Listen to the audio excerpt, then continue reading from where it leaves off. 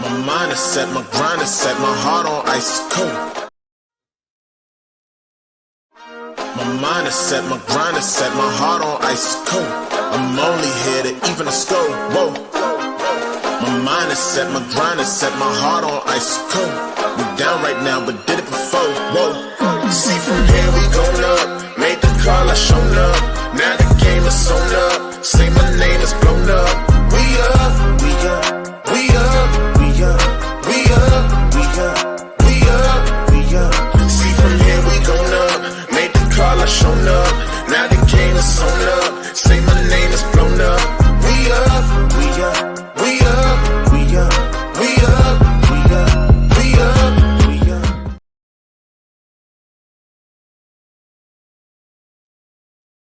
What up, Night Nation, and welcome to the Knighted Ones podcast. It's your boy Roger hitting you up on the ones and twos. Welcome to the Knighted Ones, episode number 94. Almost 100, and as you can see, we're having some production problems because I'm producing because Nobra's not with us this week. However, as a reminder, we are the only podcast that features a former UCF national champion, a former UCF radio host, an ESPN analyst and hoops player, an infamous rapper, our resident influencer and IG star shooting the breeze talking UCF sports. Remember to like and follow us on YouTube, IG, and check out the 70-plus teams and conferences at the College Huddle and the Big 12 Huddle. So without further ado, let's go ahead and chat what we're talking about this week. One, we've got another verbal commit to recap this week, and Alan will take us through that. We've got some media day recap things, a funny cookie story. How about Retzlaff to UCF? Interesting. We'll talk about Terry Mohajir's extension, trophy game, NIL contracts, and we'll talk a little UCF hoops. As well as UCF baseball. All right, so without further ado, let me go ahead and bring in the crew, starting with the tallest man in all of sports podcasting for UCF, Ben Stout. How are you doing, Ben? Good to see you. I'm doing well. What's up, guys? I'm happy to be back on the show and with you guys. And yeah, we got a few things to talk about this week, which is great. Yeah, some baseball players earning their draft status this week. So we'll talk about that. Mr. Jimenez, as you have been talking about for ages, also got picked up in the draft. So we'll talk a little bit about that. But before we do all of that, let's go ahead and bring in Alan Levin to the stage. Alan, welcome back to the stage, my friend. How's it going, guys? Good to be back. Good to have you here. Let's go ahead and start with a hat hair flip. So go ahead. There it is. Flip the hair. That wasn't much of a flip, but okay, I guess I'll take it.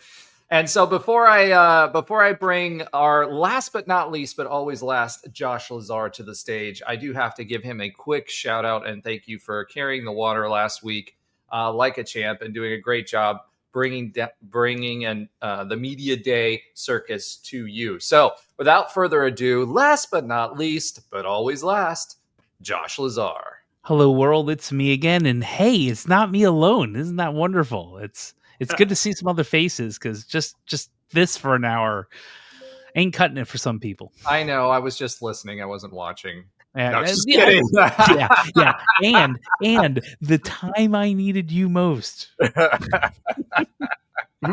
Well, It's all that's good. what happens when I'm producing, I guess. You never know what you're going to get. It's possible. It's possible. No, I'm excited to be here and actually have a conversation with someone else. Yeah. Well, I'm excited to have the Let's roll it down last week, Josh. Yeah, absolutely. While the rest of us bums did what we had to do. All right. So this week, let's go ahead and start back with recruits on campus or hopefully, getting to campus with another 2026 high school verbal commit. Alan, why don't you talk to us a little bit about Jaden Curtis and how big of a deal this actually was? Yeah, it was another, I think, probably one of Frost's stronger pickups so far of the class. I know we haven't really had the on paper big time recruits like we did with Gus as much, but this is definitely one of the better players. Frost continues uncharacteristically, compared to his first tenure here, go outside of the state of Florida. So Curtis is actually from Mississippi. Is actually a top 50 recruit in the state of Mississippi. Someone that's really well regarded, has multiple SEC offers, including both of the teams in Mississippi and Mississippi State and Ole Miss. Seems to be, someone that definitely is on the radar though nationally. He has, I think, something around 21 total offers, maybe a little bit more. I think there's a total of 3 or 4 SEC offers. 6'3", 260 pounds, considered a 3-star, but he's a fairly high 3-star. Had some good stats last year, and really kind of got a little bit more on the national radar with his performance last year. So I think overall this is a good pickup. Our second defensive lineman of the class, obviously try to get as many defensive linemen as we can, get some depth there. It's a position where you need depth. But yeah, I mean, he was pretty solid last year and overall had some offers from a couple other Power 5 schools like Minnesota, as well as I think it was Arkansas and a couple others. So, looks to be a solid pickup for UCF. And what I thought was interesting, it's crazy. So now UCF has just out of a class of 15, only has 6 kids coming in from the Sunshine State, and the other 9 are all from completely different states. There's not one other state that is multiple. So there's guys from Georgia, Texas, Connecticut, now Mississippi. So Frost is really going all over the map to get guys. So overall, though, it looks to be like a solid pickup in UCF's 15th verbal commitment overall. Yeah, like you said, some big names there with Mississippi State and Ole Miss. This guy, what's interesting is he's a Mississippi guy, right? He grew up in Oxford and, has some ties to Ole Miss as well. And so we were in it was basically down to the 2 of us, and he ended up choosing us. So that's kind of a big deal, that we got into a recruiting battle like that, and he chose us. He's 6'3", 255 pounds, as a defensive tackle. He's out of Ocean Springs, Mississippi, but he used to be in Oxford. Grew up as a Ole Miss fan. He's got another year under his belt to put a little bit more weight on, but good frame for a defensive tackle. And I think his star rating is going to go up as, we kind of move throughout the season. And it's one of those things usually in the power levels is one power team will offer somebody and then they'll, their rating will skyrocket. Ben should know a little bit about that. That being said, excited for him. He seems to be, I've watched a lot of his tape. He's pretty aggressive and he takes up a lot of space, and he's got good speed, good hands, and he's got good vision. He's not a guy that's going to take a bad angle for a quarterback, etc. All right. So to tell us all about that is Nobra. Welcome to the stage, Nobra. Thank you for joining us after I already screwed up the intro, but welcome back. Hey, I didn't realize we were live. We're doing it live. We're doing it live, baby. Thank you. Thank you. Thank you. All right, I'm just joining, eating my pasta. Let me. I know, we were like, okay. Persuaded. Catch you on the flip. No, hold on. No. He's gonna come back and do the hair flip before he goes back to his pasta. Okay. All right, do the hair flip. Let's go. Thank you, Nobra. Nobra wasn't the only one that thought we started at 9:30. So we're not. This is behind the scenes stuff, but there's a reason that we remember that. Like I didn't even look at my phone until 8:55. I don't know what you guys are talking about. I'm glad we're here now. That was funny. I love it. But usually I have to pop when Nobra is eating something. He's always eating something during this time because of his schedule. And normally I have to pop him up on the screen when he's like taking a big bite of something. But this time he did it himself. So that works. All right. So going back to this, 6'3", 255. He's our 15th overall commit, number 42 ranked player in Mississippi. So, and he had multiple SEC offers. So he's our second defensive lineman of the class.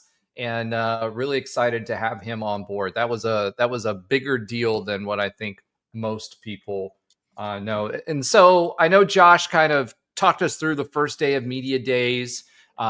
He talked about some of the players and what they were discussing. He talked about Scott Frost a little bit. Was there anything else from media days that you guys wanted to bring to the table and talk about? I have one thing, but it's not a big thing, so I'll let you guys go first. I felt like, I mean, kind of just, I guess, classic when it comes to UCF, but I felt like the main story that was covered, at least maybe I won't say nationally, but kind of nationally and obviously regionally, but nationally, like some of the articles that I saw that came out and other outlets, whether it was 247 or On3 or Yahoo College Football, Yahoo Sports, their college football writers all kind of talked about basically Frost's comments about Nebraska, don't take the wrong job. That seemed to be the national story with the stuff he said about UCF, which actually took up most of the little 10-minute segment he had there on the center stage in Frisco.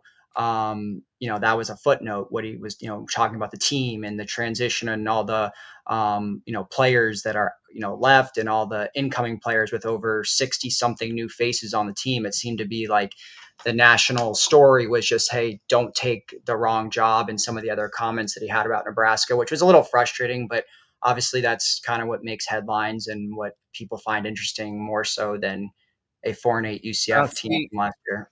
Yeah, I think if anything, that kind of I'd rather that be the narrative coming into this season, because otherwise, if this was just Joe Schmo guy coming back and not a national storyline from that perspective, then there wouldn't be anybody talking about UCF football for this coming season. So for me, I'm good with it. I'm actually I think it's kind of hilarious that the Nebraska fans got all up in arms on Twitter and everywhere else once we started talking about it. So do I agree that do I agree that, we don't want this to be the entire storyline? Yes, but it is a storyline that's talking about UCF. Now, that being said, with all of that, when you have storylines like that, that means that there's going to be a brighter microscope, so to speak, on the Frost experience. And to your point, 68 new players on the roster so far. And remember, we still have another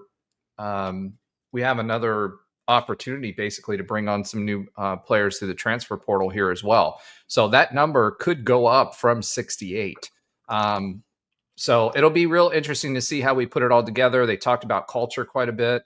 And as far as Scott was concerned, it was kind of funny. He was like, yeah, my first kid was born here. I was here for 2 years. He talked about the LA Rams a little bit. And the biggest thing that I liked from his takeaway from the LA Rams was how Sean McVay, they had started slow and, learning how to keep people organized, task oriented, and going in the same direction despite mistakes being made and motivated for the long haul for the season. So I think if anything that he learned from his LA Rams experience, I think that from a coaching perspective is probably the most valuable that he's going to get, because everybody, he said everybody knew their jobs. Everybody was pulling in the same direction, and he course corrected and was the center and the rock for that coaching staff. So I'm hoping he takes those lessons here.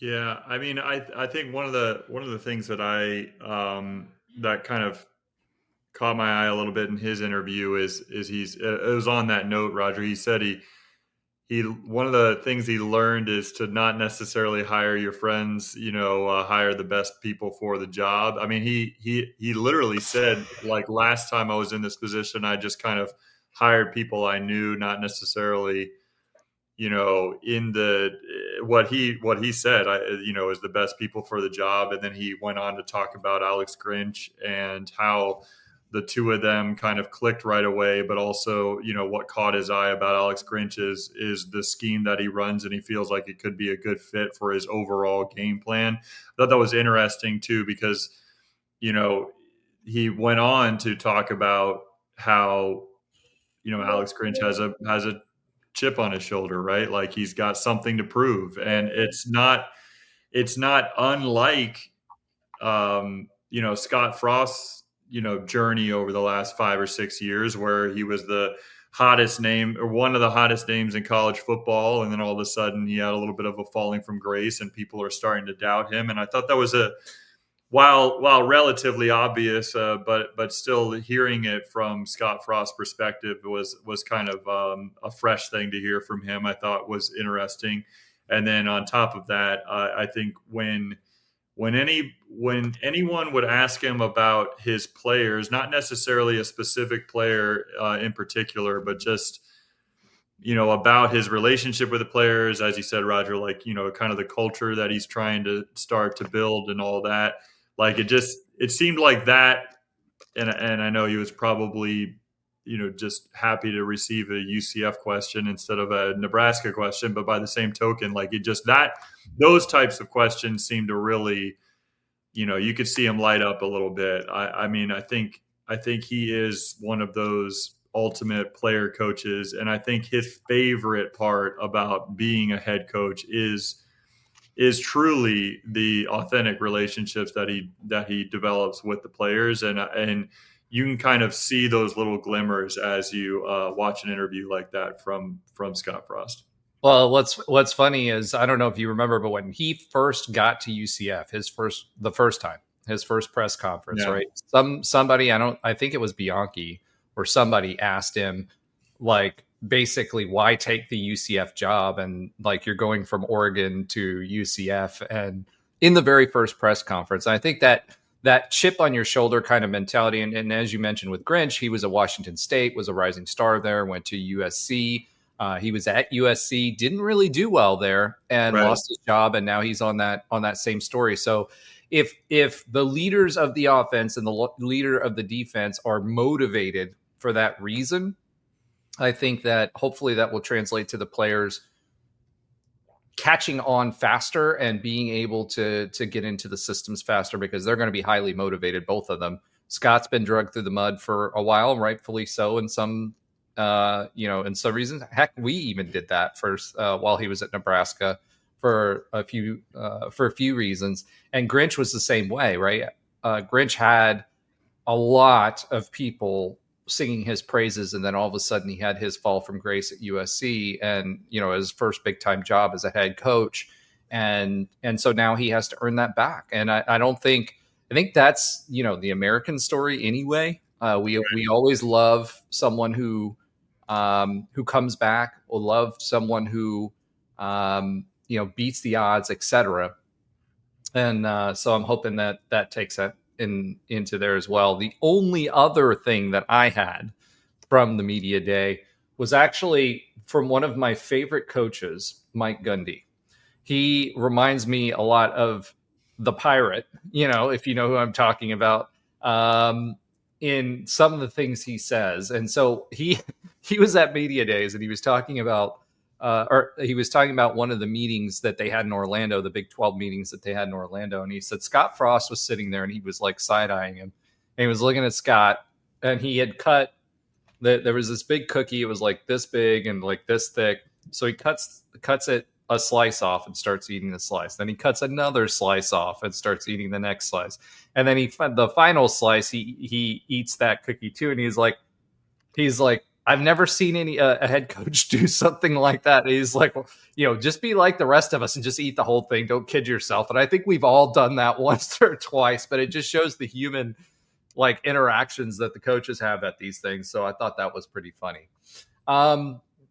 Okay, so the next thing we have on here is UCF projecting, and Alan, I think you had this on here, UCF projected to be dead last by Tulsa World, because as we told you, there was not a Big 12 media poll this go around. So tell us a little bit about that and why we should care about Tulsa World. The last time I remember hearing them was when we were in Conference USA and we were playing the AAC when we were playing Tulsa. That's the last time they've been relevant as far as I'm concerned.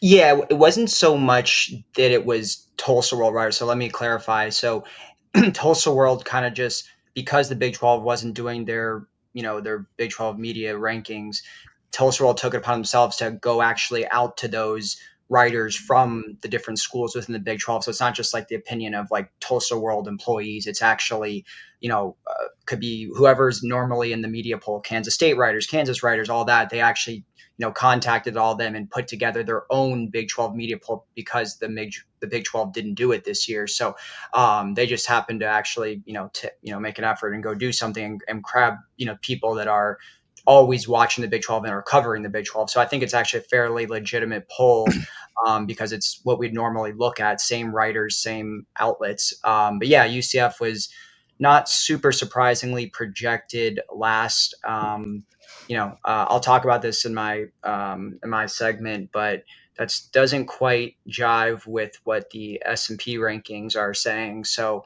but yeah, and it's not just Tulsa World and those writers. It's also, if you look at a lot of things, ESPN, CBS, all the college football coverage pretty much has UCF as a bottom 3, bottom 4 team in the Big 12 for the most part.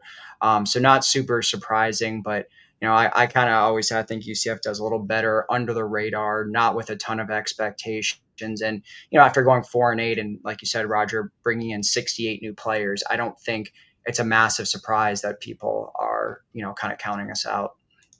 Yeah. And you mentioned the SP, right? SP.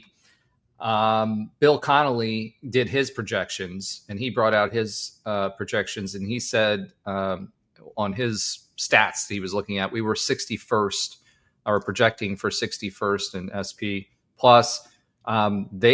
Bill's projecting 5.7 average wins. So that gets us right to that bowl season that we were talking about, which was, the top of our expectations, and 3.4 wins in the Big 12. So that means if one goes one way or the other, that's the big difference there. So it'll be interesting to see, but I've seen as many, when you look at the metrics, and it's not just people, the metrics have all been saying 6 wins. So yeah, apparently I just ruined Alan's not all of it. Not all of it. I guess I had this in here before you put that in there, so I'm just saying. Well, no, I have other stuff from it, so it's fine. But well, I'll just jump in real quick. I mean, there's some on ESPN.com talking about the Big 12, and there's something called a continuity table. Just to oh crap, this is my segment too. Oh, is this on this too? All right, geez. Go ahead. If we just go into it now, I'm coming in last minute and stealing all the thunder. If we go into it now, then I just won't do my thing this week. Well, why don't you just do? Let's do this. We'll do your oxymoronic stat of the week early, so we can fully talk about this. Oh, really? Yeah, I didn't realize this was part of your stat. My bad, man. No worries. There's no way I could have known, but hold on. Let me tee it up properly. So this is Ben's oxymoronic stat of the week with Alan. Go ahead, Alan. So yes, as Roger and Ben both alluded to already, Bill Connolly of ESPN did have a great write-up on the Big 12, where he uses a lot of stats and figures. Some of it is the returning production score, as well as the projections from the S&P Plus heading into 2025, which is based off of some stuff from 2024, plus obviously returning production.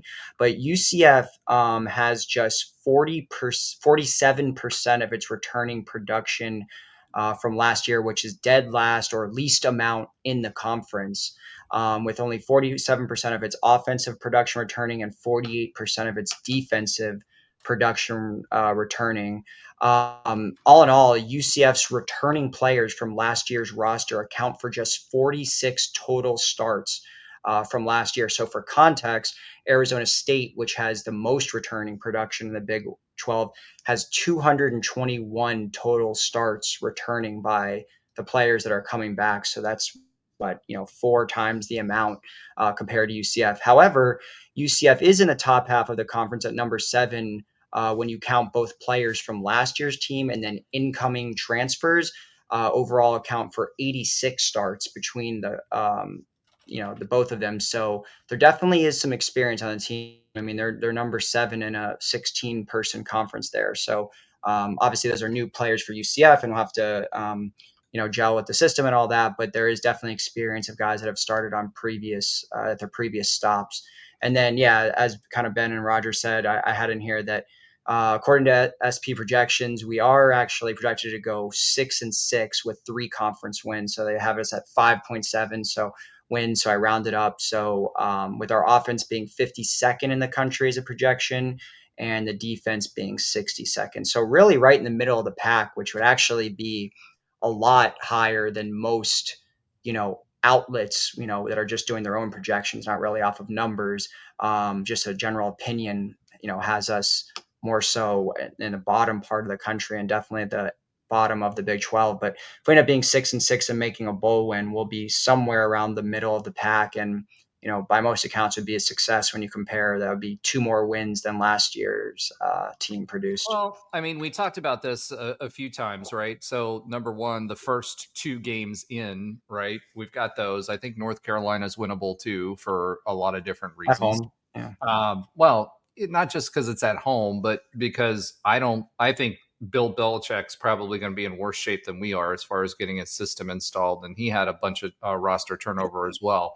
So I think that 6-win season is achievable, right? Because that means that we only win 3 games the rest of the way. So I hope so. Everybody's had us between 4 and 6, but every metric has had us between 5 and 6 wins projected. Now, the only thing I will say about that is if you've been watching the show for a while, and when Ben and I were on with Andrew, we used to pull in the ESPN FPI all the time and looked at, what the win percentages were there. And they always had us winning. And under the Gus Bus years, it wasn't that great of a stats predictor. So I'm still kind of bullish. And I know it's the beginning of the season, and I know we've got to figure out the quarterback, and we've got to get snaps, and we've got to get the system in play. But I think we have enough time with the teams that we're playing to get them going, right? So yeah. Did you guys? What do you guys think? I mean, Ben, what are you thinking about this? Josh, what about you?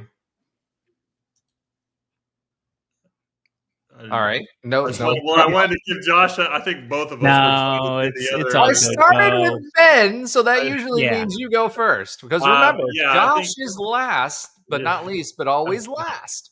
I think it's just so. I think what's happening maybe sooner in basketball for us in particular, or any school that loses a head coach and has the turnover in that department, it just feels like no one knows what this UCF team can be this year. I mean, including us, the guys that follow it closely, but certainly the national writers outside of the Orlando area that are trying their best to understand what UCF is all about, but honestly, just like the rest of us, have no idea what they could be this season. It's obviously a complete turnover of the roster. We are probably our most exciting returners either didn't play at all last year, like John Walker, or a guy in Miles Montgomery that we project as being a exciting player for us, but we don't know for sure. Well, Miles played last year and did really well, right? And all the snaps that he got. Well, I was just trying to say that he didn't play. He wasn't the star of the offense. It's not like last season where we could all point to RJ Harvey as like the guy, right? Like we had some others as well, but this season it's just a lot of unknowns. I think that that's what I was trying to say, Roger, is that like we saw in the amount of time that Miles Montgomery got, we saw some great things, and we're hoping that he becomes and takes a huge step forward in a larger role this season. But that's just one example of a player that we could probably point to and be like, he's going to be an exciting piece for us this year. Everyone else is a little bit even further of a projection, and I think that's the reason why you see us in the bottom of these preseason polls, which we always, up until, the point where we were, leading in the preseason poll in our last few years in the American, like we never cared about preseason polls until we're on top. Just like star rankings and recruiting and everything else. Like if we don't, Well, I think you're right. Well, I know you're right, Ben. You're absolutely right. But I will also say that I do think that it's different now because we are in the Big 12. And, before, if you're in the AAC, if you go undefeated, other than the year Cincinnati did it and made it to the playoff, you weren't going to make it to the playoff, right? Everything else had to fall in place. Yeah, there was a ceiling, an artificial ceiling in place. Sure. Well, now we're in the Big 12. So it's more important for us now for those preseason polls, just for the starting position. It's like in NASCAR or F1 or anything else. If you start at the back of the pack, it's a lot harder to get to the front, right? So I think, we saw that with BYU last year. I mean, like they stumbled a little bit down the stretch, but still, like it was like that was their kind of bugaboo, right? They didn't start in the right pole position, as you were talking about. Like, and so yes, it matters for that reason. But I think any UCF fan who is, even for a UCF fan, somewhat realistic, I think, we're probably not as concerned about this particular year's preseason polls because what we're seeing is the foundation building for the future with the Frost era. That's what we want to see more than anything else. And bowl eligible would be a result this year that I think most UCF fans would be happy with, as long as they saw the right style that they're looking for and the right building of that foundation for the future. So I think that's kind of the importance of, or lack thereof, of the preseason polls. And I guess I want to ask all three of you, whoever wants to comment on it, as people who probably follow it a little bit more than me, but is there an opinion, or maybe you've seen an article out there? Why didn't the Big 12 media days do a preseason poll? It seems like that's so common, and it's kind of weird that they didn't do it. And forgive me for not knowing that, but I figured I'd ask that because I may not be the only one. Yeah, that's the exact reason, because Arizona State went from where they were in the preseason poll and maybe didn't get as much zhuzh, if you want. or if you will, because they were supposed to be 14th. If it were, they were coming off of a 3 and whatever season, right? So like imagine, and this kind of loops into both. Imagine this team gels, and hold on, we've got to close our eyes first, and then hold on, close our eyes and imagine the team gels. No one gets hurt. People are actually playing for each other and together. And somehow that, combined with a scheme that actually gets perhaps implemented appropriately with new things that haven't been done in Frost's past, allows us to get to like 5-0, 6-0. Now open your eyes, and you're talking about. I'm opening my eyes, and I'm like, well, if that happens, but the writer said we should be 16th out of 16. That's the reason why, because they don't want to put any undue, they don't want to influence any way that would keep any of our teams shut out, because the reality is, in this conference, this is not basically like Alabama and I would say LSU, but it's not really LSU anymore. Like, it's not Alabama, Tennessee, blah blah blah. It's not 14. It's not Ohio State, Michigan, and maybe another team every so often if they like Wisconsin or whatever. Well, Scott Frost said that in his presser. I mean, that's the thing. Anybody can win. Correct. So if everyone can win, what does ranking do other than give people biases they don't need? So I feel like I don't know if they've said that's the reason, but I think I've heard that is that reason. It was also, I mean, it's what you said, but it wasn't just Arizona State that they got wrong. I mean, essentially the whole top of the Big 12 pretty much for the most part was projected at the bottom. The only one they got like semi right was like, Kansas State, who actually projected to win, but they still, I think, was the only one that they projected in the top of the top 5 that actually was even bowl eligible. So they were just way off across the board. So I don't know if it was like an embarrassment thing, but it wasn't just ASU, which was obviously the most egregious one, but the rest of the projections were all wrong too, from Kansas State all the way down. And that's kind of scary, right? Because we play all those teams that were listed as the top last season, this season. So it'll be super interesting to see how that goes. The biggest thing that I took away that surprised me, Alan, from what you said in your oxymoronic stat of the week, was that the defense was listed lower than the offense, and it was 60. I think you said 66 or 67 as far as rankings go. I feel like, and I still feel like, this strength, especially behind the defensive line and what we're bringing back there with John Walker and our ends, I think that we have a stronger defense than we have an offense as the rosters stand right now. We'll go into more detail as we approach a season, right? So we don't want to go into too much here, but ultimately, I feel like the defense is the stronger component coming back from a talent perspective than the offense is, because there's just so many unknowns on the offense. We lose RJ Harvey, who was our ball carrier there. I do think Miles Montgomery will be able to pick up. Tavion Swint, actually, I think it was an ESPN article recently, they listed out the top freshmen in the country, and they're expecting Tavion Swint to be one of the top freshmen in the entire country, which is interesting because I don't think he'll get very many carries as a freshman, but certainly wouldn't have under Gus.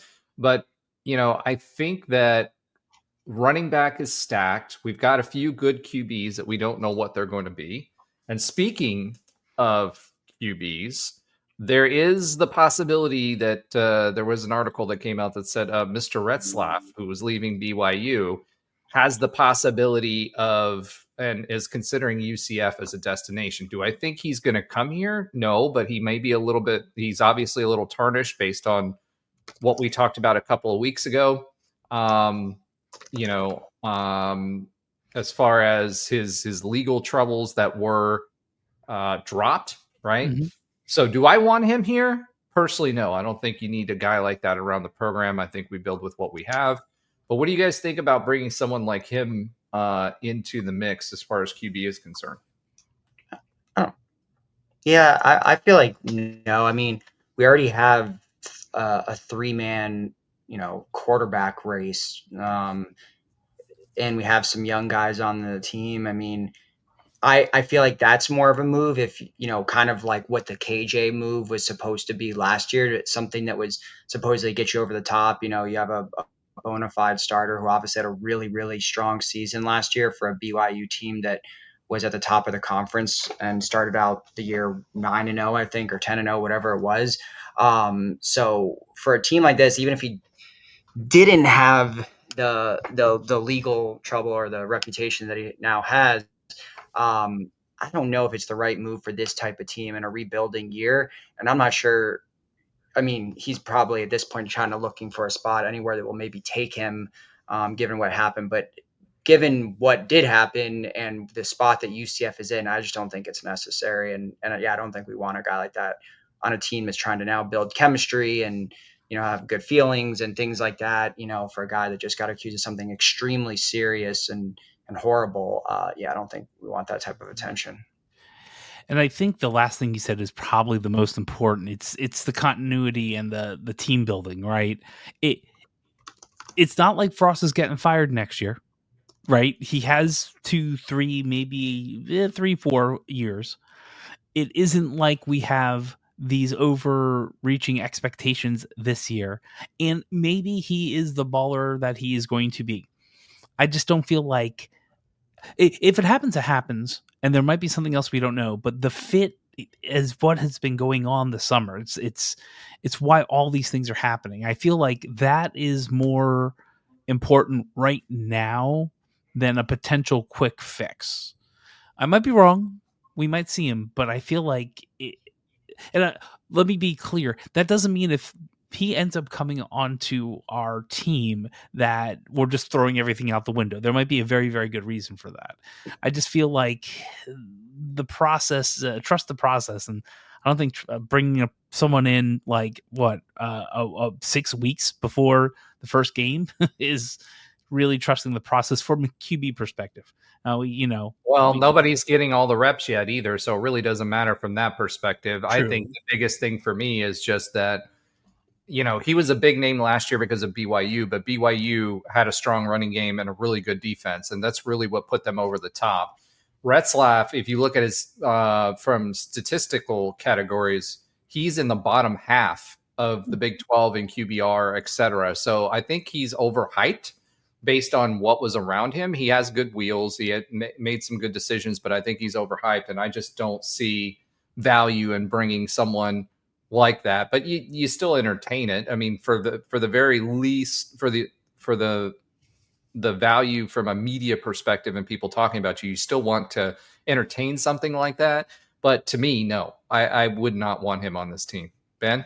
Yeah, I don't see Scott Frost wanting any of that media value that you hinted at. I mean, obviously guys like us and certainly the rest of the Central Florida media would probably love the story, but I think one of the words that beyond chemistry that Alan said that I agree with as well is necessary. Like, I just don't feel like this is a necessary move at this point. Again, the three players that are battling for the starting spot, and I really do feel like 6 weeks out, it's a true three-way battle. Like, we don't know exactly who's gonna emerge. I mean, obviously,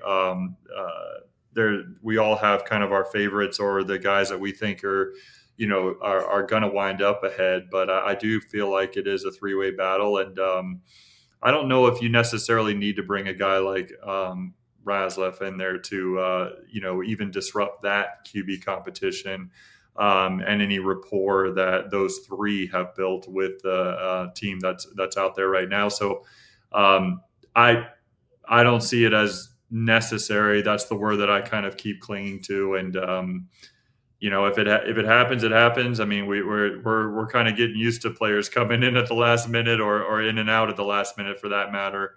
And that next window is going to be no different. So we'll have to see what happens. But it's not one that I would really, if it did happen, that I would be necessarily celebrating like we've got somebody here that can make a difference this year. I just don't really see that being the case.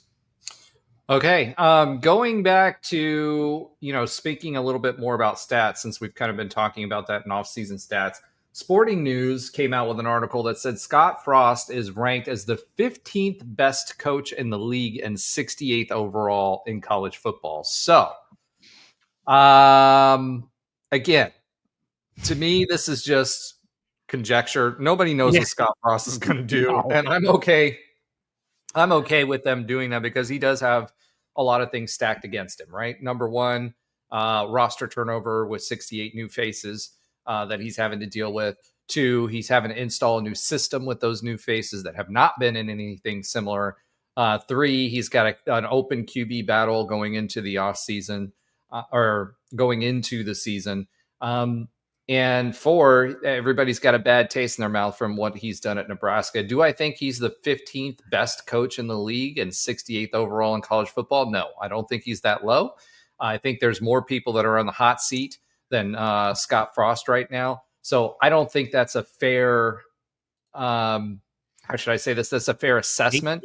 But then again, there's nothing to assess him on. And on top of that, we've got, if anything, it builds that underdog story, which I'm perfectly fine with. Yeah, I really feel like the blessing in disguise, if you will.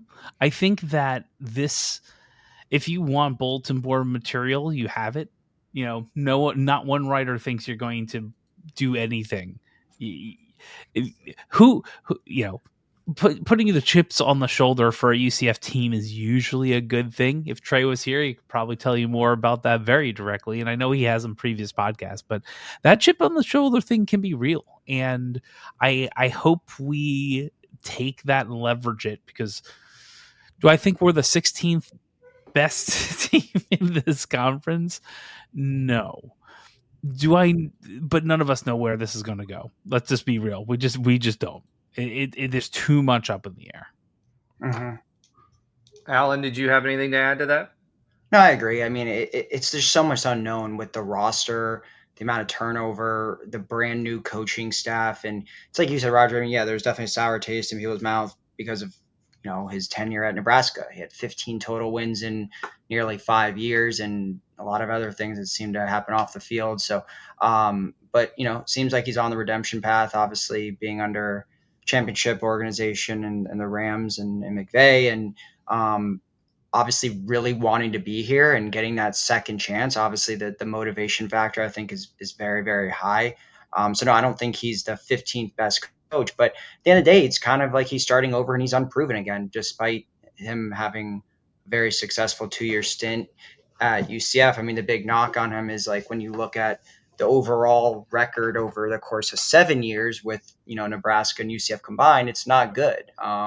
He really only had actually only one winning season in his whole career. So I think there's some fair criticism, but I think I think UCF is a really good fit for him. So he has a much better chance of success than he does out in Nebraska. But yeah, there's just too many unknowns to really kind of lean one way or the other right now. Ben, I mean, just on paper, I mean, it's you just said it, Al. I mean, it's a one winning season in his entire head coaching career, right? Like, so, I mean, it happened to be a spectacular winning season, one that he had no losses in, and obviously, has been able to sustain him through the tough times in Nebraska to land a head coaching job back here at UCF, and so. I think, though, we know that reality is true, that on paper, he hasn't had the results that he's hoping for.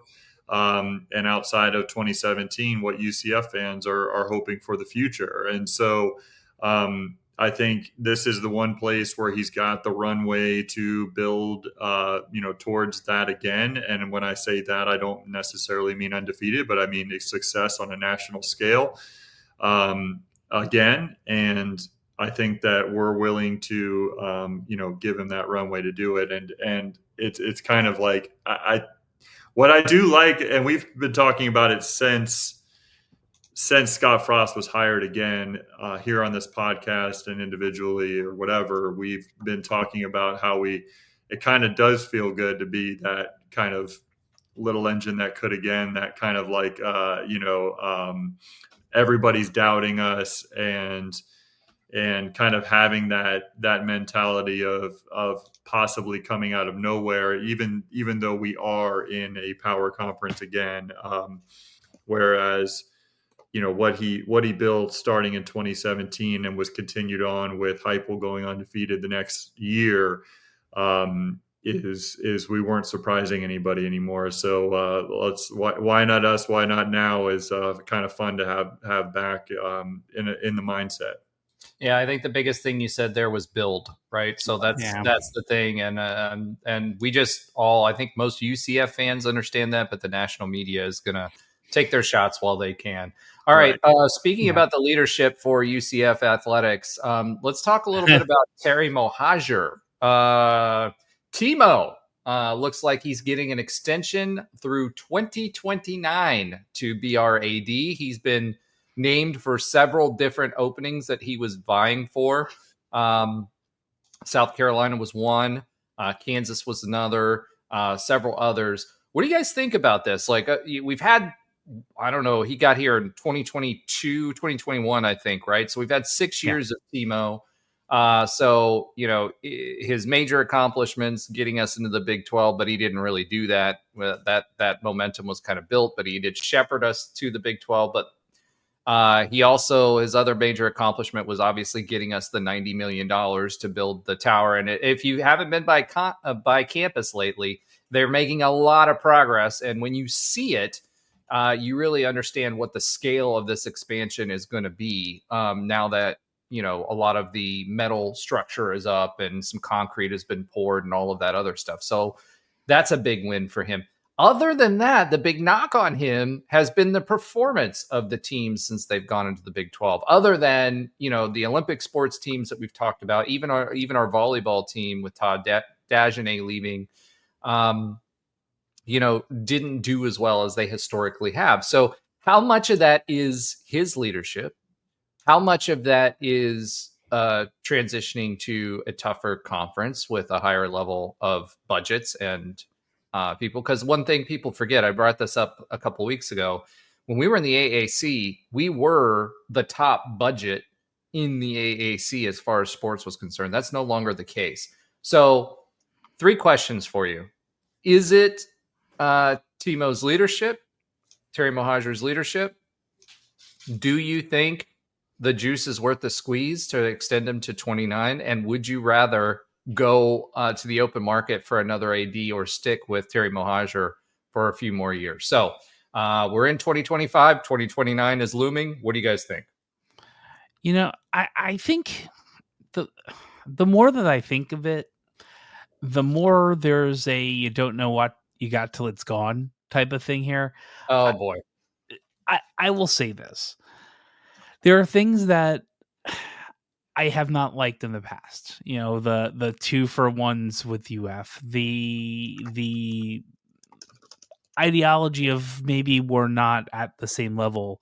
It's not even that. It's constantly pounding that. Yes, I know we need to drive revenue dollars, right? But the way Danny White did that is we're building positivity versus, hey, we're strapped for cash and that's why we're not competing. I don't like that messaging from a CEO of the UCF sports. And I agree. I agree. And I still the more I think of it, the more I think, yes, and how much better is the next person at $1 million a year or 1.2 at the end of the contract? And I truth be told, I don't know the answer. More than that now, though.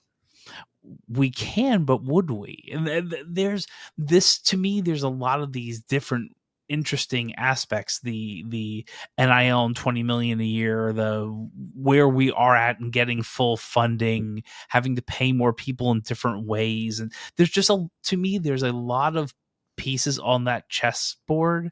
And the move we're trying to make is, I should say Castle because of the Knights, but the move we're trying to make is to get into the next conference or the next alignment and be on the top of minds of people. And that's a 2030 type of conversation. And so do you believe that Terry Mohajir can do that? The question is whether stability is more important now. To me, is stability more important now than betting on what might be next? And Dr. Cartwright has decided that stability is the necessary move. And look, I would say that I can see that ideology. I can there's a lot of stuff we don't know, but I can see that ideology. Making a move now that would be of a Keith Tribble level higher. Josh, let's be real. If it misses, this is not the time to miss. I'm not saying it's not my decision. That's not where I was going with it. What I was going to say was he's already contracted through 2027. Yeah, right? Than last year. So this is effectively a 2-year extension. Correct. To get him to stop looking, to get towards the 2030 media rebuy and renegotiation. So this to me, this is the same as adding on that extra year every year, so you have an ongoing 4 or 5 year contract when it mattered that you had the same coach for 4 or 5 years. Not that it does anymore. To me, this is a stability play and a shrewd negotiation tactic from Terry Mohajir's team. I've been up for this is sometimes why people try to get their names in other coaching searches to try to negotiate more funding and more a longer extension of a contract like this.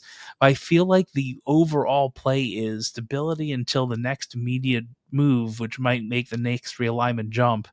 And truth be told, if Scott Frost does what we expect him to, who knows? Like, if he does what we have seen before, and to Ben's point, we're not talking undefeated, but national relevance again. He's done his job, relatively speaking. The money is worthwhile. The thing is the wins on the field, and I do agree that the messaging is. I'd prefer more chip on the shoulder. We're building, we're driving, we're growing. Than we don't have a lot of money, so spend more. I do agree with that, but so Josh, that's my thoughts. Like, I really feel like this is just, we want stability, and we're not going to bet on anyone else. So then what are your thoughts to the other two questions, which is, do you think he's the right person to lead us? And that's the short yes or no answer. Do you think he's the right guy to lead us? I can't do a short yes or no because we have the unknown. I can't, because there's the unknown on the other side. Is Danny White coming back? Because if he is, yes, let's get Danny. But the reality is he's not. And it's not like Danny White didn't have things that rub people the wrong way too. It was just in the middle of. But we're not comparing Danny White. It's just whether this is the right guy based on the last 4 or 5 years that he's been in the leadership position. Is he trending the right way? Because I can tell you this right now. When you hire a CEO, the CEO is looked at for a 5-year vision. Has that 5-year vision, has he contributed enough outside of getting the $90 million from the TDT, which supposedly that had been something that was worked on before, but had never gotten to, he did bring it across the finish line.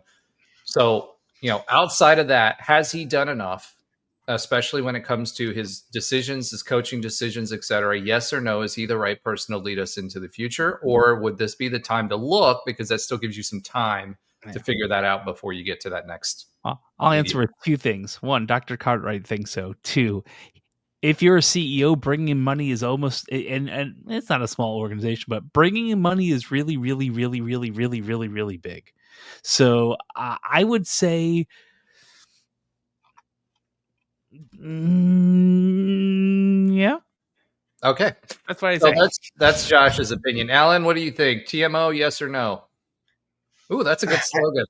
That should be that's the crawl now. I know a lot of people don't like him. I mean, it's hard when he is the person that follows up Danny White, who I think is widely considered the best AD in school history, or one of them, I guess. But I don't know. I know his accomplishments, I think, financially have been pretty strong. I guess on the field performance, though, is what fans ultimately care about, and what can bring in more money and more excitement and all that stuff. And there just hasn't been a lot of it. I think it coincides with going to the Big 12, like you said, and would a different AD potentially have had more success by hiring better coaches or the right coaches? Maybe, but I think he's making the Gus Malzahn hire at the time. I think you can look back and say, obviously, and say, oh, no, it was wrong hire. But at the time, it looked right, and then it started off strong with that first year and everything. And he brought a lot of excitement to the school in many different ways. So this, to me, the Frost hire feels like his biggest hire to date.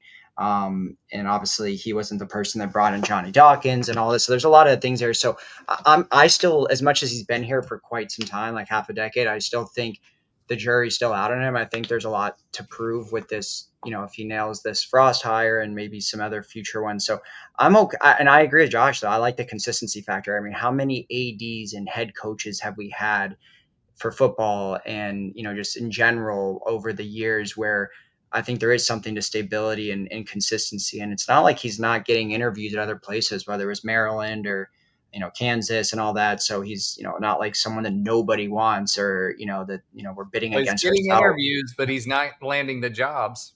So how many times do you go interview and you don't land the job? Yeah, I don't know, so I guess it's, yeah. I mean, it's a fair point, but guess we'll see. I kind of like the stability factor, though. So I'm okay with keeping. I'm not like over the moon for him, but I think I don't think he's like, we have to fire him or get rid of him right now. All right, so that's 2 yeses. Ben? I think Terry's biggest issue, which I'm having trouble getting out right now, is just communication overall. Like, I think his choosing his words correctly, whether it be in an interview setting or a press conference, or of course with some of the missteps that we've seen in emails or whatever it may be, his communication, whether it be his style or just the way he chooses his words wisely or unwisely, gets him in trouble. And I think it has this level of reserve from the fan base. Like we're a little bit like, is this guy sophisticated enough to take us to the next level? And I think that's one of the things for me. I've talked about that a decent amount on this show. I've used that word a decent amount on this show, is just his level of sophistication to like really step us up to play with the big boys in a big time conference. Is it there?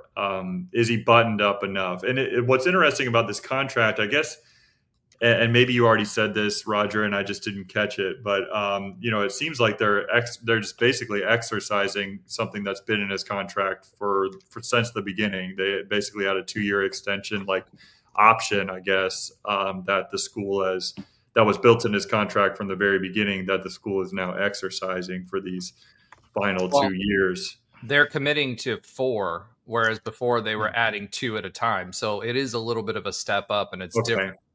So so it's a little separate thing from his original contract, is what you're saying. Okay. Yeah, we're committing. So they've already exercised the option, is what you're saying, and now this is 2 more. Okay. So I didn't quite get that part, but now I get it. Yeah, I mean, I think that's part of it. I think it's the kind of the level of sophistication that we see sometimes is lacking. And it kind of makes you a little bit weary on how well we can sustain or grow as a university, as we're trying to grow this athletic department on a national stage. Because let's be honest, I think it's because we're comparing him to a guy that always seemed to understand what to say. Like, he always understood the moment, understood the next move, maybe the move after that. If you ever talked with Danny White, I mean, you would just leave that conversation and be like, man, that guy's sharp. Like, that's just the way Danny White is. And it's hard to follow that when you're a guy that, that is just the kind of style of Terry Mahajer. It's just a little bit hard act to follow when you're following up somebody who, is just so buttoned up and so sophisticated. But it is tough to answer, and I don't want to go full on Josh mode here, where he kind of said, I don't know what other options we have. And I know that I've been that way when it comes to talking about Johnny Dawkins, but I will, if you're forcing me to answer the question, I think no. I think we probably could, find someone else out there that would elevate us beyond where we're going to be at 2029. But the only way I would know that for sure is if I actually had a crystal ball, which I wouldn't be doing everything that I'm doing in my career right now if I had a crystal ball and I could tell the future. So for me, guys, pulling a few themes out of that conversation for you, and then I'll give you my quick thought, right? One, I look at this as this is a strategic commitment, right? So we're saying he's our guy through 2029, where a lot of poop is about to hit the fan, right? At that time in 2030, the ACC is going to have a major reckoning, right? It probably won't survive, if we're being honest. There's going to be a media rights deal that's coming up at that time. Do I think Terry was hamstrung with our transition to the Big 12 because we got partial shares and because we still had to pay the AC? Yeah, absolutely. He had to pull some strings behind the screen to keep us afloat. So from that perspective, I think he's okay. I think as a visionary, as a communicator, as someone who can elevate the brand, I don't think he's that guy. I don't think he ever will be that guy.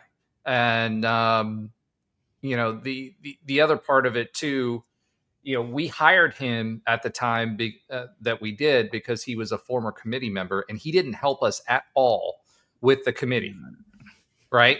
And to me, that was almost anti-UCF. That was a fireable offense to me. If you're just going to go out there and say, hey, we're okay with the playoff and everything's fine and whatever, right?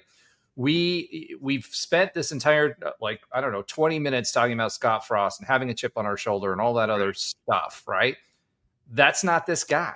He's a guy who operates within the system. He's open for the next big payday, and I don't think he's sophisticated enough from a leadership standpoint, and I don't think he has us going the right direction from a communication standpoint, which is the most important thing. And then lastly, I don't think we are going in the right direction from a coaching standpoint at the moment. I'm hoping Scott Frost walks out, but that's a giant gamble for UCF, right? I want to believe. Our head men's basketball program, I know we said this all along, we were going to keep Johnny for a couple years going into the Big 12 because of the budget. Well, that's gone now. We get to make decisions, big boy decisions now, and we've chosen to let it happen, right? I do think we've made some decisions in investing in football and in basketball operations, but there's not going to be enough in basketball. Has he brought money to the table? Yes.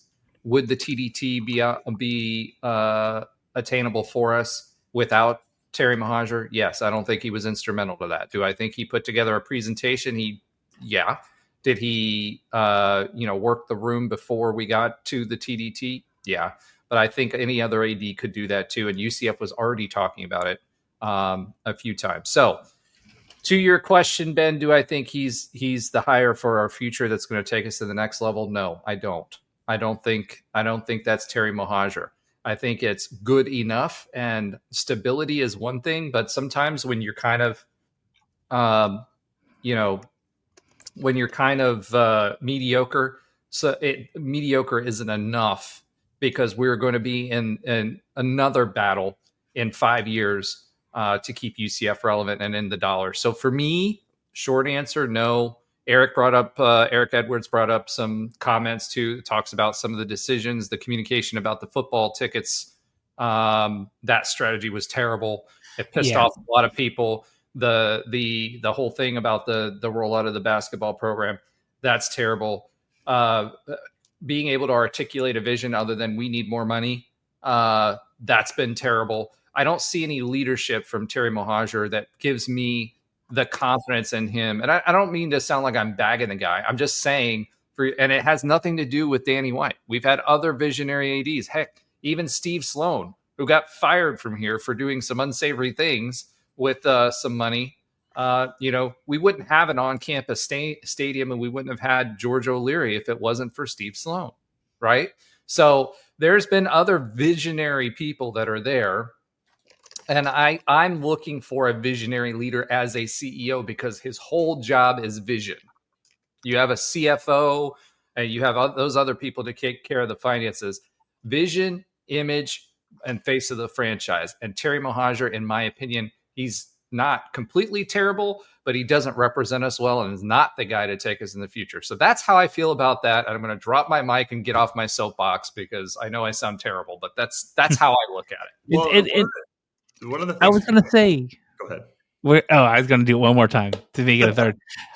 You're not wrong. This is and this is the dichotomy of it, is that it can be this polarizing, because you can make really good arguments that this is a horrible decision to extend his tenure. And you can make the same arguments that having stability is better than a potential fail. Like your risk analysis is not right. So I think we can all agree this isn't a surefire win, and we can hopefully all agree that hopefully everything doesn't go into the toilet.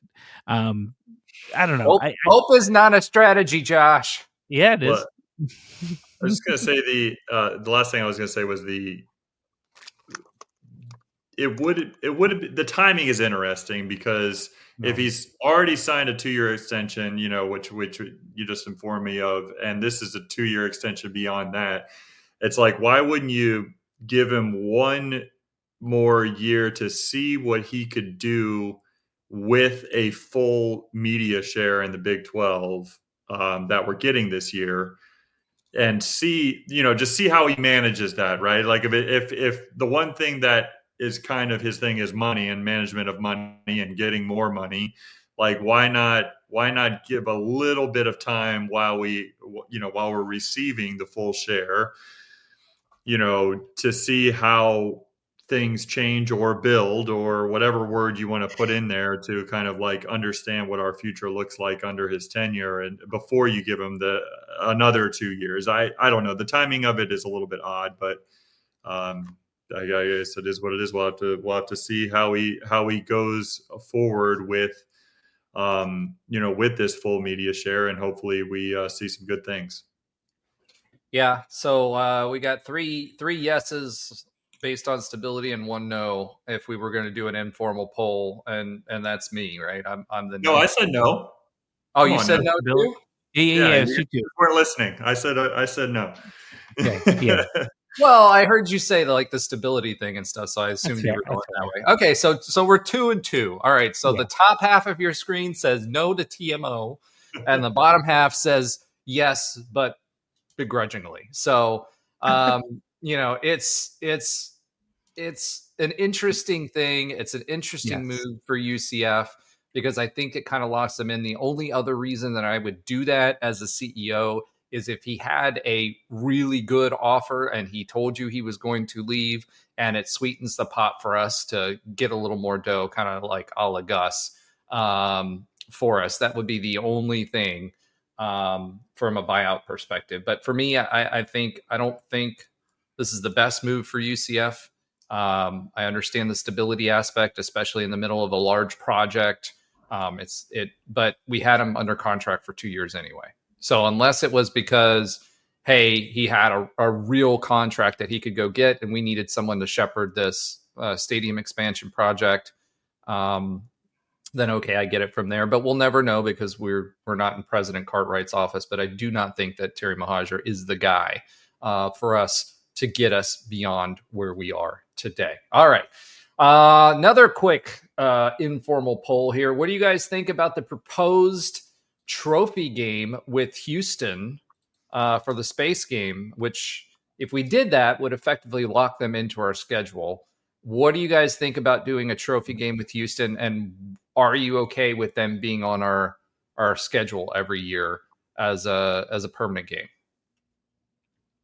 I'm okay with it. I'm okay with it. I mean, Houston seems to be I know that Cincinnati for a while, but Houston, because of the space ties, like we seem kind of tied to Houston a little bit more. And personally, I'm okay with it. I think it's all trophy games are a little bit kitschy, and they had to start with something. And if you want to create a trophy game with Houston and obviously make that the space game every year, make it some sort of space themed, event or trophy game around that theme, I'm all for it. I wouldn't say let's try to make up some sort of like random trophy or random theme of the game. Like, let's lean into the whole space theme of it. If that's what it's supposed to be, then I'm okay with it.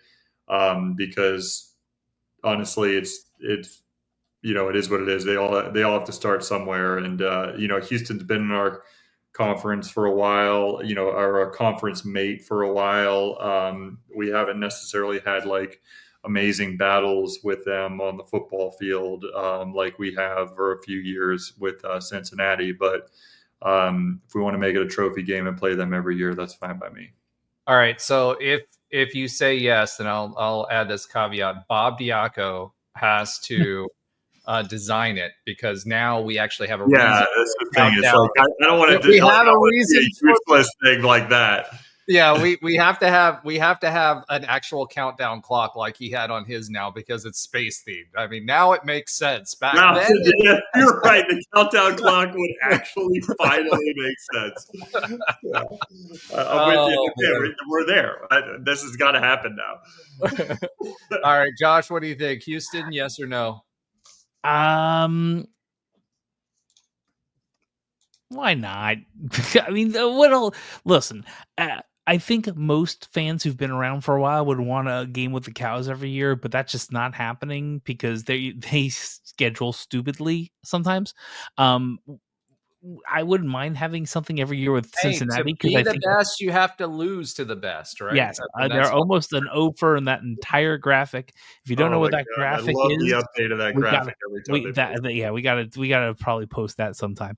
So I will say this: I feel like Cincinnati is more of a rival out of circumstance and history and competitiveness. In both basketball and football, because they usually have our number, and then sometimes and then back and forth. Houston, I would say I like the idea. Josh, I would say recent because we did have Houston went back in Conference USA and Casey Keenum days where they were ranked and we beat them, and I can't remember the other kid's name. Greg Ward. I know who you're talking about. Who fumbled across the Ward the third or whatever. Ward. So we've had some historical games, but I think with Cincinnati was we were fighting for the top of the AAC and a playoff contention, and at the end there, Houston wasn't anywhere close to it. In the last 4 or 5 years, it was us and Cincinnati basically at the top. Well, I mean, when we're at that tournament and we want to beat Cincinnati to get them to go home, like I felt like I cared about that game. If it was Houston, Cincinnati has fans who give a crap and will talk on Twitter and will talk crap and be engaged at the games. Where Houston I am open. They don't have any fans. I am open. I think it's why not? The truth is, why not? I don't. If we have to play them every year, sure, why not? It's an easy game to get into and out of if we had to. All right. What do you think, Alan? Yeah, I'm in the same boat as Josh. I mean, it's kind of a why not situation, and definitely I'm always going to be a fan of keeping some sort of history and tradition alive. And it's not to say we can't create new history and new, great series with some of these Big 12 teams that we're in the conference with now that we had never played until the last couple of years, but that's going to be a long time. And just like, Ben said, we've been in the same conference with Houston going back, 3 conferences now, at least with CUSA and American and now the Big 12. So, I mean, in our history, I think they're like number 3 or number 4 for the most amount of games we played against. So yeah, why not? I mean, it's not like it's really taking away from some super big marquee game like if Texas or Oklahoma were still in the conference. So I like it. I'm cool with it. And yeah, I'd rather it be like a USF we have an annual thing with, but there's that space tied to. I said it lowercase, so don't worry. So yeah, either way, there's that space tie, and yeah, so I'm cool with it. I mean, I wouldn't care if we didn't do it, but I think it's cool that we're doing it. Yeah, so I think for me, when it comes to Houston and rivalry games, so number one, let me put this out there. The New York Times, actually, this was one of the other things I was going to say. They said that the War on I-4 checks in at number 97 of the top 100 rivalries in college football. So that was interesting. That 97? 97 of top 100. They couldn't even give it 97. Wow. Yeah. That's I mean, think about it this way. There's how many FBS teams? There's there's 130 or some. So you multiply that by the number of combinations that you could have. So, I mean, it's okay. I mean, but yeah. What does the New York Times know about college football anyway? I don't know. With that said, when it comes to Houston, the way I look at it is any rivalry we decide to attach our name to needs to help us elevate ourselves either within the conference profile or the next step, right? Houston football does not do that. Now, that may change because of where the dollars are being spent, but traditionally they've spent it on basketball and not on football, right? So to me, I would much rather, if it's going to be a locked in game, right, a yearly annual game for a rivalry game, I'd much rather either associate myself with a brand that's already been more successful or has more longevity, or one that has the potential to be escalated into whatever the next power program is, because I think that adds value to it. So do I like the idea of a space game? Yeah, my undergrad was aerospace engineering. I love space. Like, I love that theme, right? Houston really hasn't claimed that as part of their identity for college football for a long time. So they're kind of riding our coattails. I'd be okay with it. I just don't want it to be a permanent crossover game. And that's just my thing, because it takes an opportunity from another traditionally more historic Big 12 program with a bigger name that we could take advantage of in football. So that's how I look at it. But yeah, if it is, they have to consult Bob Diaco, and there has to be a countdown clock, like one of those digital red countdown clocks with I don't even remember what you call them anymore. The little digital red lights that light up, for that to happen, for it to work for me. Well, shouldn't we just say that we missed the war on I-4 though? Like, I mean, we should bring that back. I mean, I know that it's a higher risk for us now because I don't care about the risk. It's just whether they can be competitive. We need to do that. It just needs to become permanent. Like Florida State was made permanent back in the day. Like, it just needs to happen. Tebow can get back in my good graces if he gets that. I'd rather do that with Miami than I would with the Cows. No, you see, I wouldn't. I wouldn't. It's not. I wouldn't, man. I just I miss the war on I-4. Like, it's just the downs if you lose and the highs when you win. Like, I don't care where they are as a program. It's always fun to beat the Cows. I agree. Well, all right. So on that note, let's talk about a little bit of other interesting news. UCF is negotiating right now potentially to be a college kickoff classic game, but not in Ireland. UAE. What do you guys think about playing a college football classic kickoff in the UAE? I don't think anybody would make that trip, number one. No. Oh, I think there would be people who would, absolutely, but I'm hoping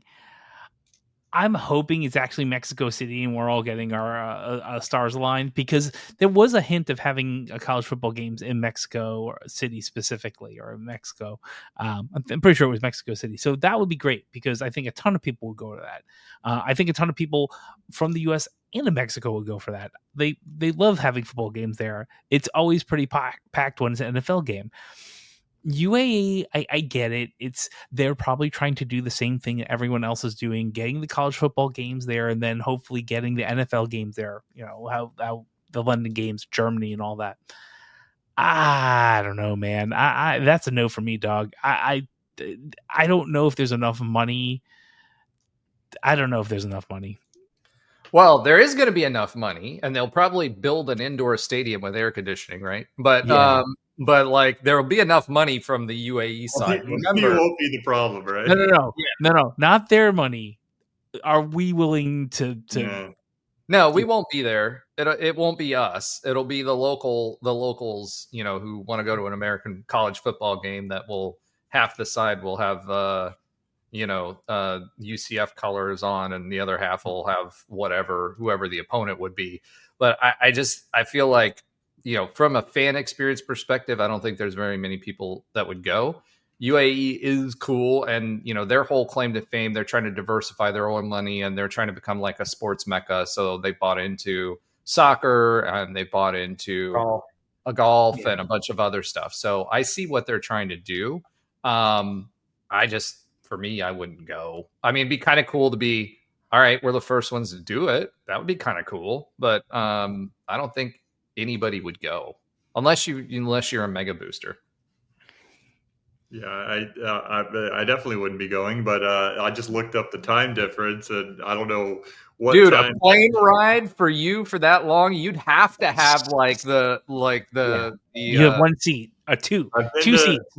I've been to China twice, and it's not that trip is not fun for a guy like me.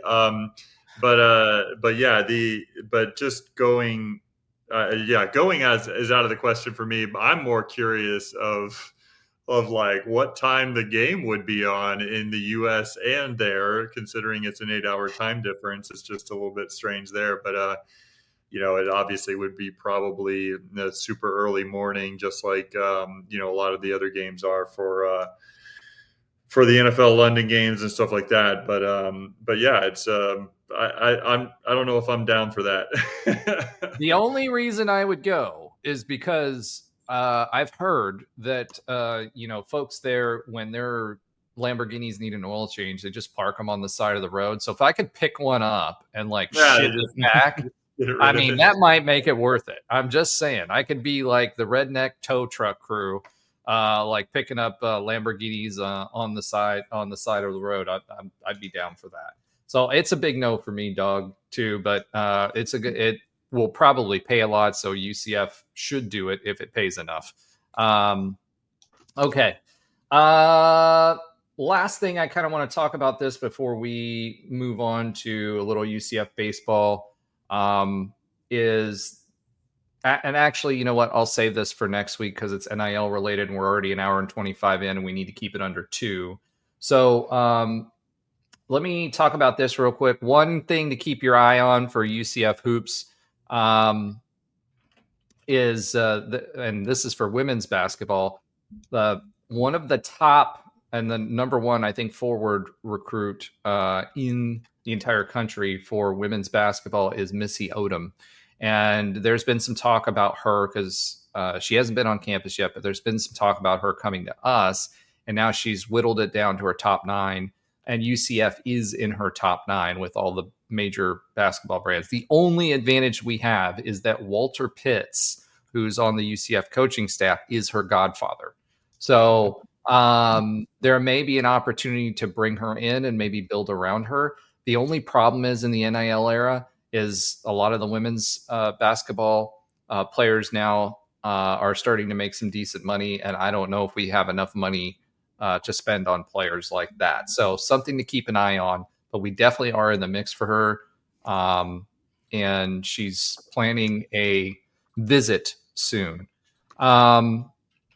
Next, I just want to go ahead and we'll touch on UCF baseball. Ben, you've got a little bit for us on the Knights in the MLB draft and where they landed. So can you give us a little bit of information there?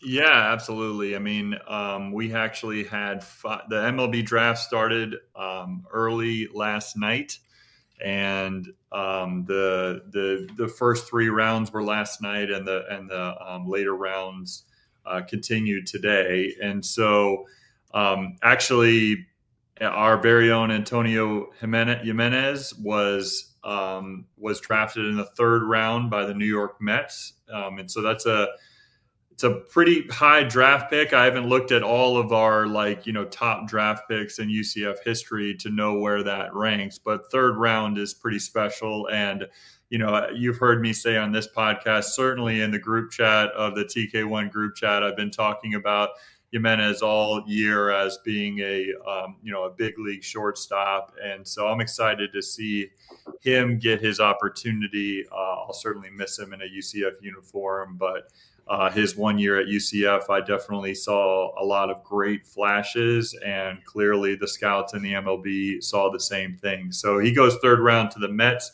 And then today, we've got 4 more drafted, where Idian Espinal went the 10th round to the Detroit Tigers. So, he was a big-time favorite of us here at this podcast. And so it's great to see him get recognized. Detroit Tigers in the 10th round. We had 2 players go in the 13th round, Alex Galvan went to the Arizona Diamondbacks. Dylan King went to the Cincinnati Reds. And then one of our relief pitchers, Angelo Smith, went in the 17th round to the LA Angels. So 2 pitchers, 3 position players went in the MLB draft. Now, those in the later round, I think, if I'm not mistaken, I think everyone on this list is a junior except for Dylan King, I believe. I'd have to look up that and make sure. I believe everyone's a junior except for Dylan King. So, could they come back? Obviously, we know Jimenez is not coming back in the 3rd round. But Espinal, Galvan, King, and potentially Smith, could go for one more year in college, hopefully UCF, and try to improve their draft stock next season. So that's kind of how that works. They can certainly come back, but it's pretty cool to see them represented in the MLB draft with 5 players drafted. That just helps our overall. Now, granted, there's 20 rounds in the MLB draft, I believe, but still having 5 more players added to that big wall in the UCF facility that shows all of our players that got drafted. It's it's part of it, and I'm happy for these guys. Yeah, for me, one of the things you have to remember is just like when high school kids get drafted in these rounds, right? The higher rounds are the more likely to get picked up and make it to up the ranks and make it to the show. And I think Antonio Jimenez going in the 3rd round to the Mets, it shows that they see a lot of value in him. And I think he's a guy that will probably be one of the next guys that make it to the show. Eden Espinal, he's a good hitter. So I think that's them taking a flyer on him. Alex Galvan, I watched him a lot last year. He projects more of as a closer type guy. So it'll be a little bit longer for him to get to the show if he gets there. Dylan King, I hope he succeeds because it's my Reds. So either it's money for us when we trade him or he makes it into a Reds uniform. Good hitter, solid baseball player. Let's see how he develops. And Angelo Smith, if you guys don't remember who Angelo Smith was, he was a closer for us. He did play, not a closer. He was a mid-game type guy for the most part. He did start a few games, midweek games, but he had heat. So this is them taking a flyer on somebody who has a fastball that was over. It was like 102, 103. He was clipping with the radar gun. So this is them taking a flyer on him. He's got to add some pitches to his and command to his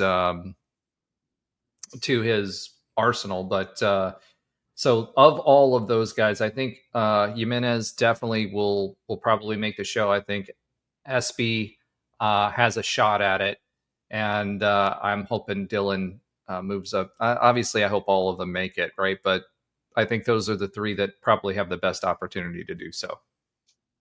Yeah, Galvan, because of his size, I think has a shot of maybe progressing to that level. It's just he's got such a big frame. Potentially if he can increase his velocity just a touch. I mean, he does throw hard, so I don't want to knock that. But and then maybe gain a little bit more stuff on his pitches. I think there's a chance for him as well, just because of his larger frame. So we'll see. All right. That being said, let's go ahead and swim it to our listener love section. So Eric has been posting in our comments here. Thank you, Eric. He that's Eric Edwards 6421 on YouTube. He says, "Hey Roger, have you guys talked about the 16-team playoff in any of your recent podcasts? Did you figure out the figures, by the way? The choices as of July 13th are 5 conference champs and 11 at large, determined by the committee versus 4-4-2-2-1-3. So now what are your opinions of the 2? Personally, I hate the 5-11 because I don't want the committee picking. And there's more to it, but I'm just going to leave it at that. Actually, we had with another listener / viewer, we had quite the discussion on that. And I think it was like 2 or 3 episodes ago. To me, I think the smart play right now is the 5 and 11. I think that the ACC will, as I mentioned earlier, will probably not exist as it does today in after 2030. And if the ACC goes away, or at least gets diminished like the Pac-12 did, and we end up with 3, then I think at that point is when you start pulling the trigger. Terry Mohajir has come out; he said 5-11, and I think that's the right move for now, because it doesn't lock in that higher amount for the Big Ten and the SEC for now.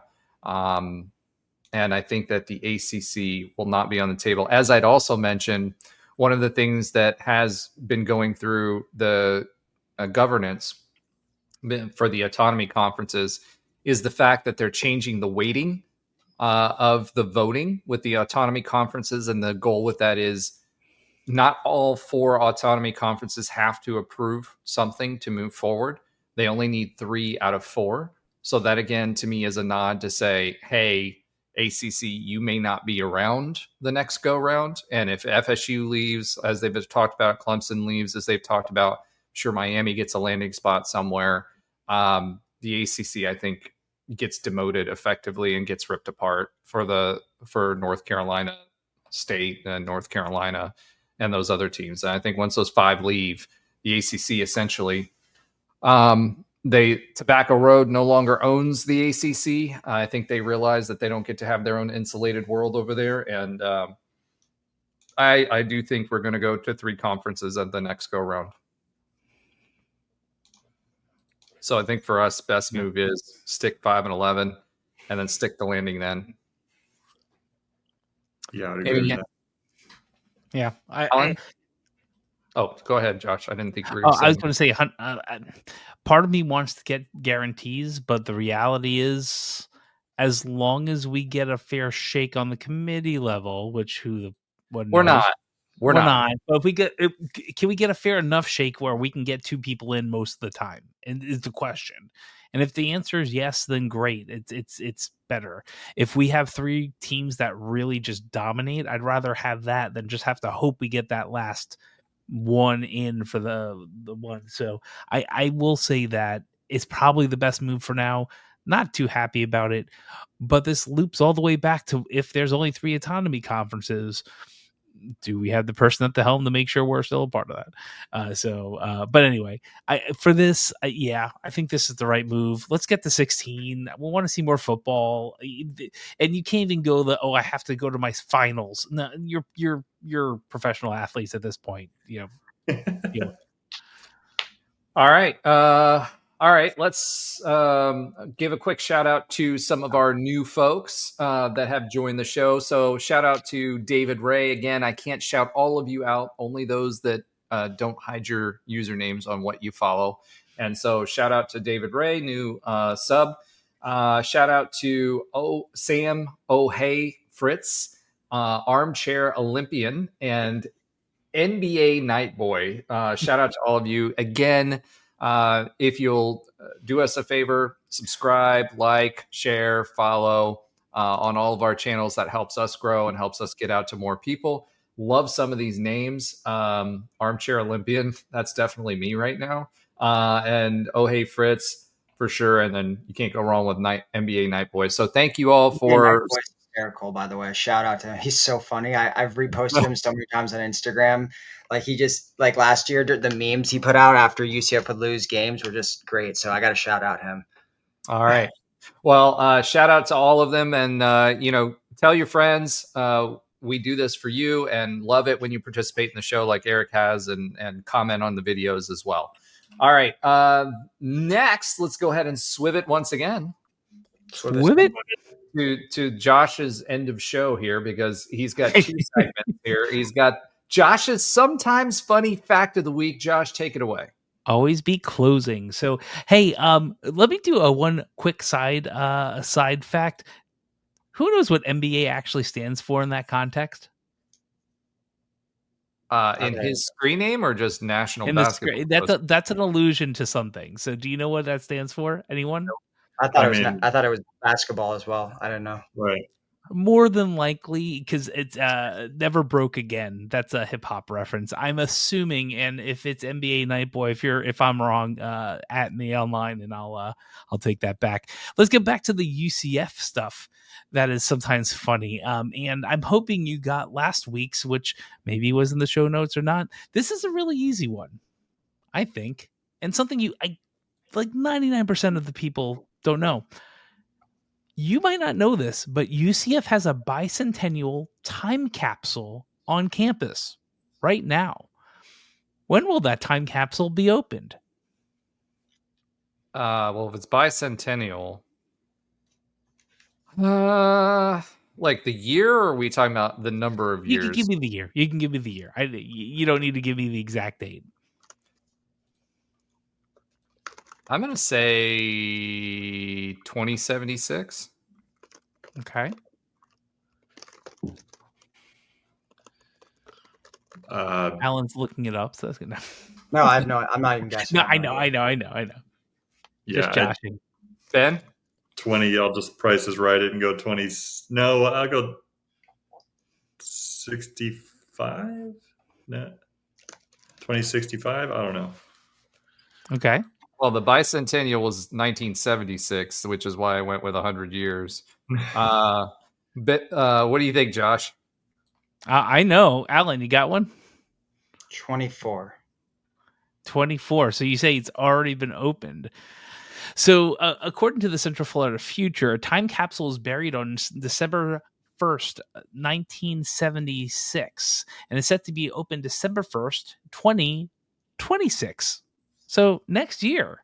So that would make Alan closest to the pin. Yeah, he does get that. There's 55 different items in there, including FTU catalogs, a letter to the future president of UCF. I'd love to see that. And one of Dr. Milliken's pipes.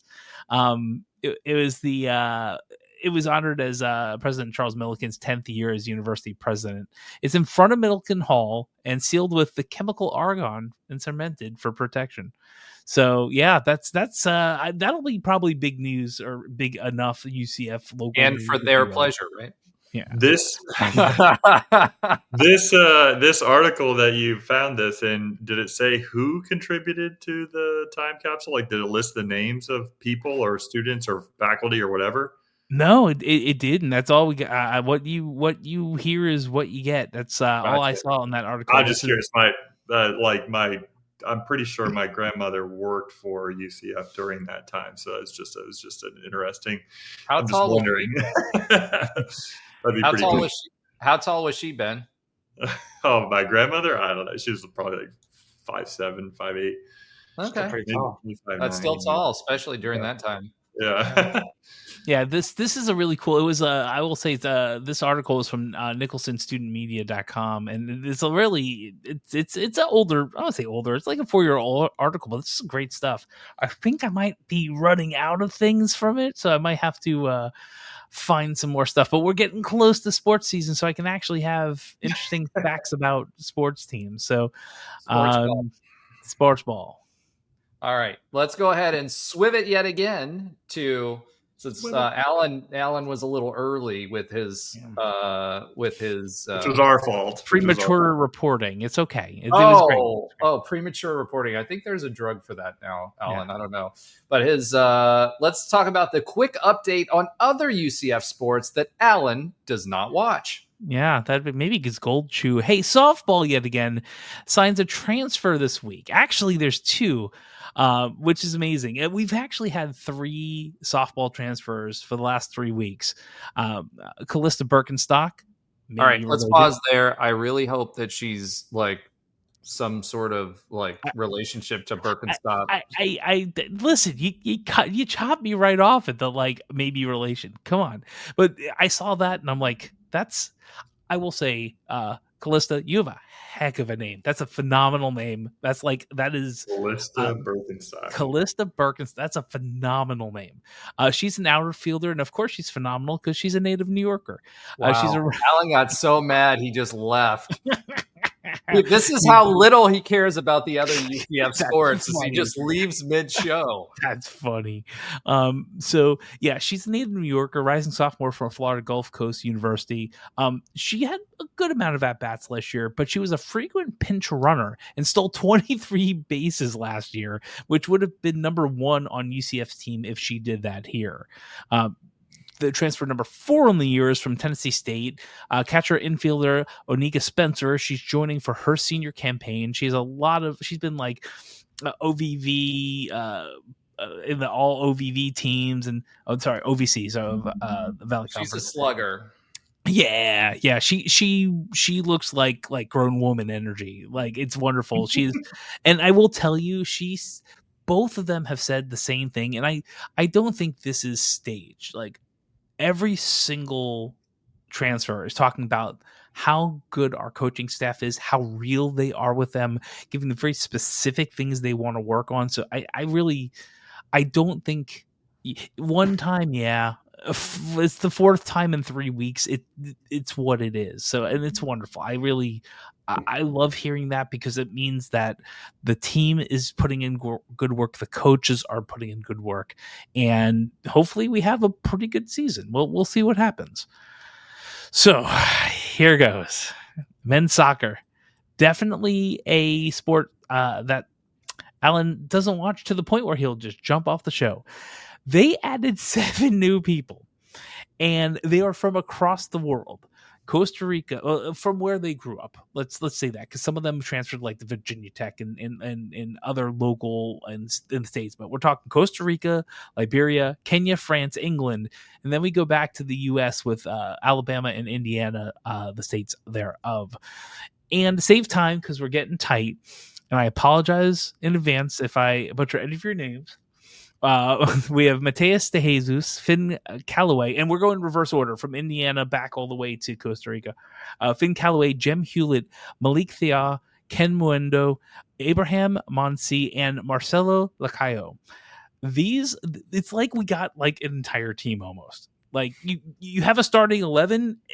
There's more than half of your starting team. Probably more than that, obviously, but we added a lot of people in men's soccer in the last week, and there's some. I will say there's some. There's a side thing on a tennis schedule.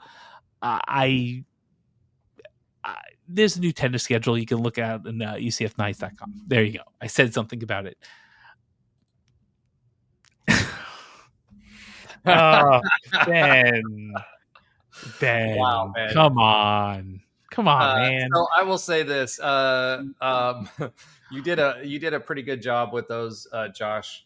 There was like 1 or 2. I'm like, well, again, I will say, until I'm blue in the face, DeSalvo, someone, can you please get on your media releases the pronunciations of people's names, so I don't have to put it into a translator and hope I get it right. Thank you. The only one, Malik Chaw, is how you would say that. Malik Chaw?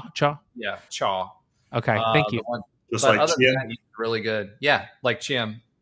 Yeah, we knew him when. Yeah. Yeah. All right. So when I can get that, I know a bunch of wins.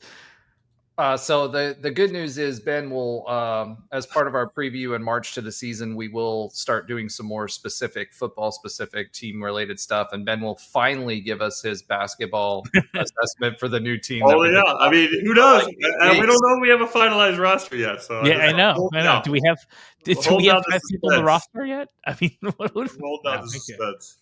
All right. So thank you, everybody. And again, next week I will bring up the NIL stuff, because there is some important NIL things that have happened. For example, the lawyers that were involved got paid $800 million.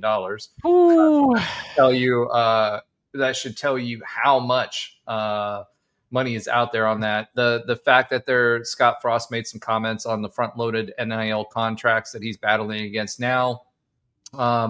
That Congress is finally getting involved and has put forth a bill with regard to regulating some of these agents and some other things that are interesting. So we'll talk about that next week as well. But outside of that, thank you all for joining us. Make sure to like, follow, subscribe. Make sure to tell your friends. We appreciate each and every one of you. Go Knights, and Charge on. Charge on, baby.